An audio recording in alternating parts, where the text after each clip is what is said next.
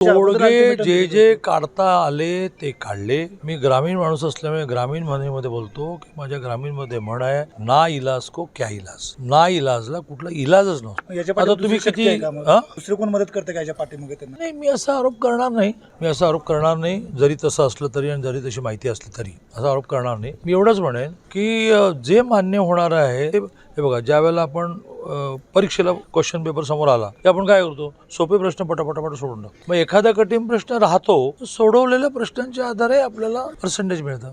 नाही तू एक प्रश्न सुटत कसा नाही, मी 3 दिवस थांबणार, असं कसं करून जाईल? याला कारणीभूत राज ठाकरेंनी सांगितले की शिंदेनी जे काही पत्र दिलं होतं त्याचं अल्टिमेटम पूर्ण केलंच नाहीये ना. माजी मुख्यमंत्री एकनाथजी शिंदे, आताचे उपमुख्यमंत्री एकनाथजी शिंदे यांनी कुठलंही खोटं आश्वासन दिलं नाही. त्याने जे लिहून दिलेलं आहे त्याच्या आधारे सगळ्या गोष्टी पूर्ण झाल्या. उदाहरण ते असं म्हणाले की नोंद सापडल्यानंतर सर्टिफिकेट मिळायला उशीर होतो तर तहसील ऑफिसमध्ये एक वेगळं डेस्क ओपन करा. ते झालं म्हणून तेवढे दाखले सापडले ना. मग शिंदे समितीची मुदत वाढवली, सारखी वाढवतात, आता पुन्हा वाढवली. त्यामुळे एकनाथजींनी दिलेला कुठलाही शब्द, जे गेले त्यांना 10 लाख दिले, त्यांच्या घरच्या नोकऱ्या दिल्या. आणि त्यामुळे मागण्या कधीही प्रॅक्टिकल करायच्या.